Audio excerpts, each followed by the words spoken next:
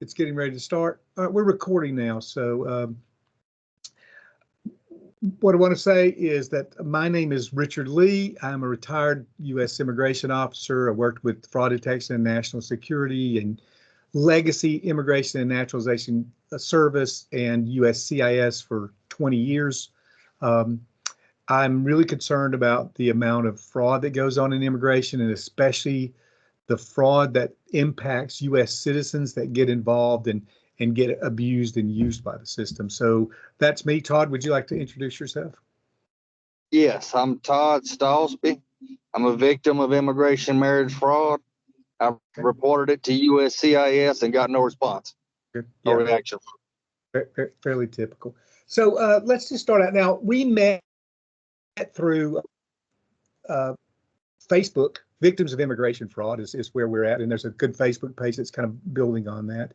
What I will say is that this is a recorded interview, and I intend to put this on YouTube. I also hope to get this message out. Bless you. Get this message out to our congressmen, legislators, and also just to make the American public aware of some of the stuff that we go through.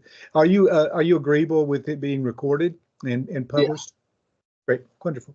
So could you just tell me your story? How did you meet your spouse? What occurred? And I'll let you just have the floor for right now. If I have questions. Okay, yeah.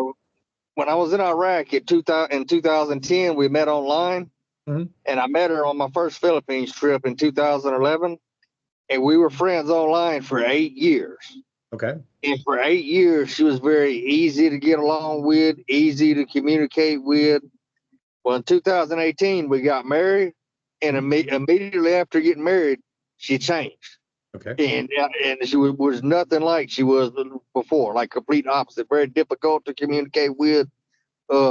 Very, like I answer a question, refused to answer. I talked to her, she just go offline, stop the conversation. But I refused to give up, because there's no divorce in Philippines. And I was thinking and hoping that if she arrived in the States, it would be all good. Well, I thought wrong. It wasn't all good. We were together 12 days in Las Vegas, and she was just angry and frustrated. Like I'd walk in the house after getting off work, and she would go in the bathroom and just sit there by herself. I walk in the bathroom, she'd get out and walk in the living room by herself. And just, I asked, what is wrong with you? Why are you doing this? And she just straight refused to answer. And I know the reason was she was already in the States. I was no longer useful. She got what she wanted, and she wanted to get away immediately. Now, did you? And she moved in with the. Now let's just go back just a minute, if you don't mind. Now, when did you? Now, you guys knew each other for 8 years. When did you get? Did you get married in the Philippines? Yes. And when did you get married? November 18th, 2018. Okay. And when did she come? Did you petition for her while she was in the Philippines to come over here as your spouse visa, like a K1 or K3? Yes, spouse visa. Spouse visa. Yes. And when did she come? I think it was July when she arrived. I remember it was July 4th was the day that she flew to New York. Okay. Now, what year was that? Was that the same year? No, 2021. It took a few years to get her in the States because she had to change the name on her birth certificate, and that took a long time, and there was other delays. Yeah. Okay. Okay. Just what? Now, did she have any children before you guys married, or any of that, or? Not that I'm aware of. I think there's a good possibility that she could have just lied about it. Okay. So, okay. I'm sorry, I didn't mean to cut you off. I just wanted to make sure I have some of this. So you met her in 8 years. You guys got married in 2018. Is that right? Yep. Yes. And then you petitioned for her, and then she got here sometime July of 2021. And then she went to New York. And then were you living in Vegas at the time, or were you? Yes. And I left Vegas and started trucking again. I'm still trucking now. Okay. And I have a very good Filipino friend I call my little sister. She just like been like a sister to me for a long time. Yeah. Well, she was lying to little sister, just talking. Her name is Charmaine Proper. Okay. It's spelled just like proper, but it's pronounced Proper. Okay. Her husband's last name. And she was just crying and talking like she was being tortured. And then when I booked her a flight to New York because she wasn't going to quit crying and complaining and getting angry until she flew away from me. And I knew she wasn't coming back. So I just booked her a flight to New York, and that was the end of it. And after that, we never did communicate with much. She ended up blocking me after that. Now, when was that? Now, you guys married no, she came here in July of 2021. How long were you together before she went to New York? 12 days. You were Yeah, together? she flew to New York on July 4th, and it was about 12 days before that she arrived in the States. Really? So you guys were only together for 12 days, and then she left. Yes. And when she arrived, she was in New York. Charmaine was trying to talk to her and convince her to, make the marriage work. And she said it was obvious that she had no intention. She didn't want the marriage to work. Yeah. And Charmaine had some Filipino friends that she met in New York that she introduced to Daisy, and a few of them tried. I don't know who they are, but Charmaine knows who they are. Tried talking her into, making the marriage work, and they all thought it was obvious that she didn't want the marriage to work. Okay. Now, did you get any indication that she had a boyfriend in New York, or why did she choose New York? I guess is what I should ask. Because she tricked my little sister Charmaine into thinking that she was a victim, and Charmaine felt sympathy and offered her to fly over there. Okay. And still stay there for a while. Her intention was to get her to calm down and talk to her and send her back to me. But I knew when she flew away, we'd never, it was over. Because that was her intention the day we married, to get in the States and then go her own way. Yeah. Okay. And that's I see that a lot. It's a very common thing. So, so she had come in though, when she came in the door, she was a permanent resident. When she came in the door, she came in as a permanent resident. Yeah. Okay. Now, did she, so what happened after that? How long did you guys end up getting a divorce here, or are you still working on that, or what happened? We're legally divorced now. I paid 2 lawyers in Louisiana and got a no-fault divorce without her presence. One represented me, one represented her, and got a no-fault divorce in Louisiana. Okay. Okay. Did you get was there any indications, or were there any red flags in that process where you just said, wait a minute, something doesn't seem right, even before you got married, or did you have things that you questioned? Before we married, no red flags. She's a very talented liar and trickster. Yep. If tricking people she's an idiot. She's not very bright, but she is very talented as far as deception. That's her one talent that I'm aware of that she excels at. Okay. And before we married, she was good, just easy to get along with, respectful, easy to communicate with, good. Yeah. And after we married, and especially after she arrived in the States, she started revealing her true self, which is the exact opposite of the fake version of herself that I knew before we married. Now, you said that you got married in 2018. Was from the time that you were married in 2018 to 2021, was she still the same? Was she still nice, or did you start? No, after we married, she didn't even wait till she arrived in the States to start showing her true self. She started turning bad immediately after the wedding, but I didn't want to give up. Because there's no divorce in Philippines. Yeah. I didn't even think we could divorce in the States. I didn't realize it until after she left me. But even though there's no divorce in Philippines, I divorced her in the States. Yeah. And I thought, because marriage is holy. Marriage is something you're supposed to make last a lifetime, and that was my intention. I refused to give up. And I tried. I did all that could be done, but it was not possible to make your marriage work because she would not allow it under any circumstances. Well, what did she do? I guess, do you have some examples of some of the issues that you dealt with from 2018 to 21? Did she just not talk to you, or what? I mean, I don't want to put words. Well, she knew for 8 years before we married, she knew I was just a regular middle-class American citizen, not extremely rich. Yeah. And she tried to get rich off me, knowing it's not possible because I'm not rich, but she tried. And she was always just, give me some more money, give me some more money. And I said, I'm middle class. You're asking too much. Stop this. You know I'm not middle class. You know you're asking money I don't have. And then she just go offline.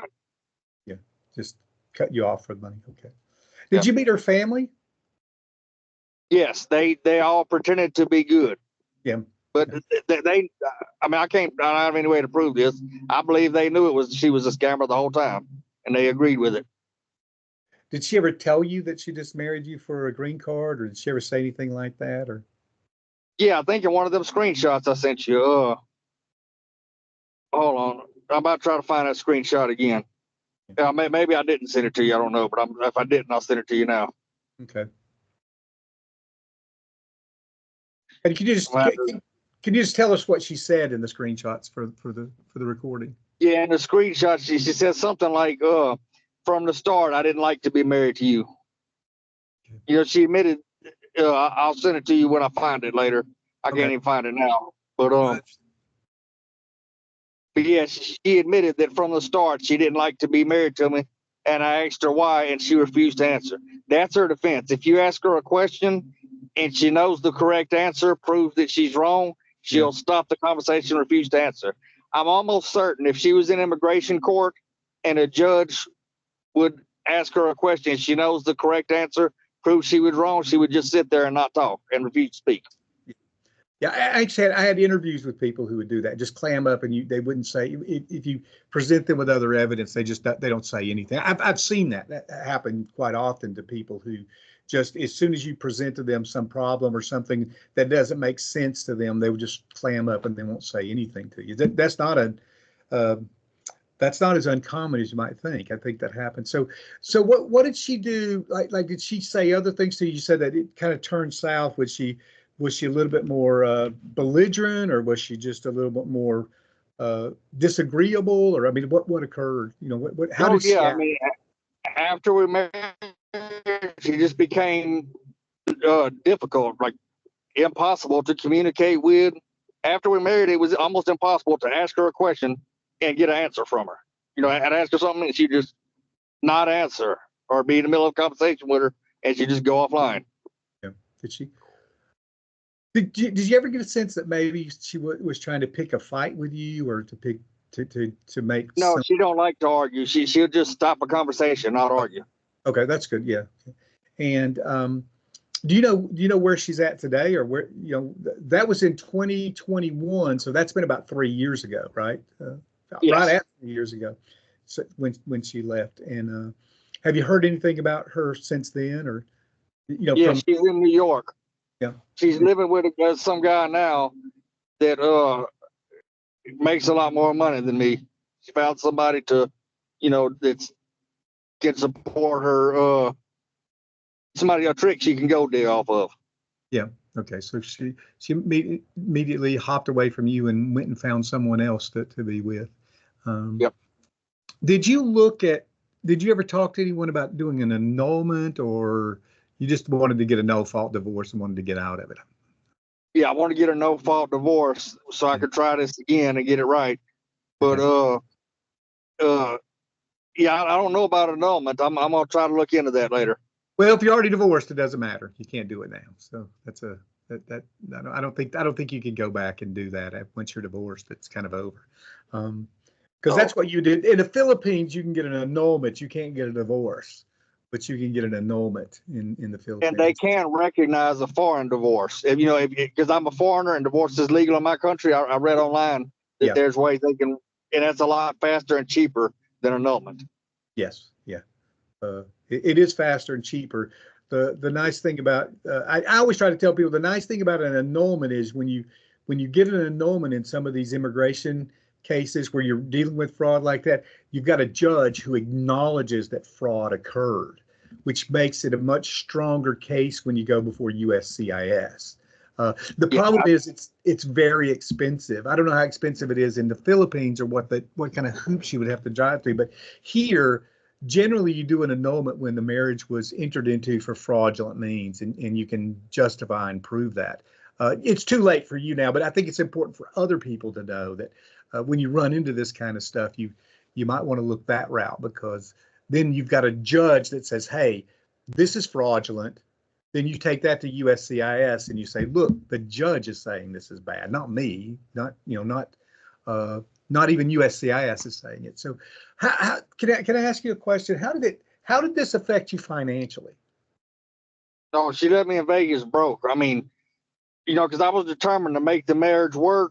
Yep. I did. I supported her very well, Mhm. and I was broke when she left me in Vegas. I'm not broke now, but I was. Yeah, I mean, I got scammed hardcore. She entered into the marriage with the intention of the marriage and failed, and she succeeded. She succeeded in gold digging off me. So she took your money, and did you guys have a joint bank account or anything like that? No, No, you didn't. Did she just ask you for money and you gave her the money you thought she needed? Um, hmm and were you sending her money in the Philippines fairly regularly or oh yes, a lot every week. every week? Yeah. Took good care of her. Well, I was, yeah, I was. She said that in one of them screenshots I sent you already in Messenger, and see, I just sent you two more screenshots in Messenger. Uh, you know, I asked her, why did you marry me? Why did you not just say no? I'm not interested. Uh, and she, of course, she refused to answer. That's how she is. Just refused to answer. And yeah, and I sent her one. Hold on, I'm talking to you and trying to read at the same time. No, I got you. It's okay. Yeah, I'm trying to do it too. you see that? She admits she called me gaggle. That's like stupid or silly in her local dialect. She said in the first screenshot it says, "I'm not happy to get married to you, to be honest." So she admitted right then that she did not like to be married with me. Well, then in the next screenshot, I asked her, "Why the f did you marry me then?" And she refused to answer. Same question to you. Why did you have, in the second screenshot, she just said, "No, I don't want to answer your question." That's how she is. If she's doing something she knows is wrong, you ask her questions, she refused to answer. You try to talk to her about it, she just refused to pay attention. In her mind, refusal to pay attention and refusal to answer makes her, that exonerates her, makes her innocent. Okay. Yeah. So how did this affect you emotionally? I know with men, we don't like to talk about our emotions. We don't like, but I think it's extremely, Extreme stress, extreme, severe, major stress. yeah, I sent her a very passionate hate letter, which she would probably bring up if you would talk to her. yeah, But that was after she already left and made it perfectly clear that there was no yeah. possibility of the marriage working. And it was 100% perfectly obvious that she entered into the marriage with the plan for it not to work, for it, for to enter the United States and go away. Yeah, no, and one of the things I think people need to understand is when you talk about that, like you sent a passionate, angry message, people need to understand that that's a normal response. I mean, you've married someone that you thought you were going to spend your life with. You invested time and money and emotional support, and you've gotten your heart involved in this, and then they've just left you. And people can't rationally think that even as men or as human beings that we're not going to be angry, hurt, depressed, stressed out. Those are normal reactions. And being angry at someone who you think is what is taking advantage of you and misuse your trust, to not be angry, I would actually think there's something wrong with someone who isn't angry about that, who isn't a little bit frustrated and you want to lash out. You have to kind of hone it in. But I think a letter going, hey, you know what? You really screwed my life. You did this stuff, whatever it is, and it can be cathartic and you get it out. And to hold it in, I don't think is healthy. I want people to understand that it doesn't make you a bad person for being angry about someone who misused you, abused you, and took advantage of you. That's a normal human response. Right. And and we're all capable of that. You didn't hit her, I'm assuming. You never No. dragged her around. Yeah. So you just got angry. If you would ask her during those 12 days she was with me in Vegas, if did I hit her, she might lie and say I did. But then if you ask her, okay, where's the police reports? You find out there is no police reports because it never happened. Yeah, because it never did that. And it's funny. There's and USCIS doesn't have this, but Department of State has it. They have a thing that they judge. They make decisions and judgments on visas based on time, and this is more for visas like visitor visas and stuff. If you do something outside of what you promised to do with that visa in a very short period of time, that's a reason for them to revoke that visa. That's Department of State. And unfortunately, USCIS and DHS doesn't have that same criteria of saying, you know what, you came in here and you were only married to this guy for 30 days, you only lived with him for 12 days. It would be nice if we had a law that said that time frame, and it is a short time frame. I think it's 90 days for the Department of State, but it would be nice if you had that kind of a thing with USCIS that says, hey, if you marry someone and you're only there for 12 months, we're just going to revoke your permanent residence. And usually it's conditional residence, go home, but they don't do that. I mean, I think some things are just educational here and that. So how are you doing now? I'm all right. I've tried this again, and Angelica is about to come to the States. Her petition is approved, and I'm 100% certain she'll be the same here as she was in the Philippines. She's like the exact opposite of Daisy. Yeah, Charmaine, my little sister that Daisy was living with in New York after she left me. She's got her immigration interview coming up to become a United States citizen, and she's going to tell them about Desiree. Tell them what Desiree did, that she committed marriage fraud. Yep. Yeah. She knew because she talked thoroughly and discussed it as much as she could before Daisy just did her typical reaction and just refused to communicate about it. Yep. And for that communication, she knew that it was Daisy's intention to get in the States and go. Well, obviously 12 days. She was living with you for 12 days and she was gone. There was no intention. There was no intention of being married and staying married. That's obvious. And you reported this to USCIS? Yes, they completely ignored it. And you never got a response back from them at all on any. Correct. I'm thinking because Joe Biden is president, that's probably the main reason they didn't respond. I'm hoping. I have a plan. I looked up how to visit the White House, and I found a list of politicians, and depending on where you live, you find out which one could help you visit the White House. And I found a Republican named Clay Higgins, either a senator or a congressman. And if Trump gets elected, I'm gonna talk to Clay Higgins. He's anti-illegal immigrant. Yep. And see if he can get me to tour the White House, maybe even tour the White House while Trump is there. And I donated to Trump because I think he'd be a good president. And see if I can't get a message direct to Trump. Okay. Yeah. Well, I think what would you, I guess, in your experience, what do you think you would tell other Americans about how to look out for these scams and how to kind of protect yourself against it? That's very difficult because there's probably a whole bunch of women. I know there is a whole bunch of women in the Philippines that are very talented liars and tricksters. Yeah. They will hide their true selves and not show any sign of their true selves until after you marry them or until after they get in the States.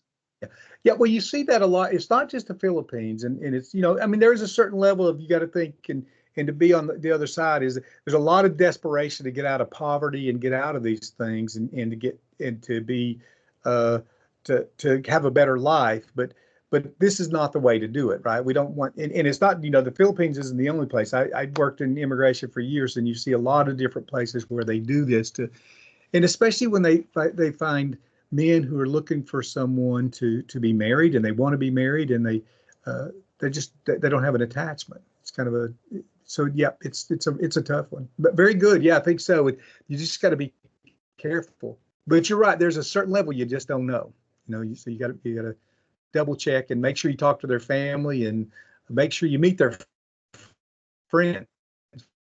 Yep. It's too bad we can't record when we're dating one, so we know what they think and what they say when you're not there to give you a better idea, but you can't do that. It's just not a good idea.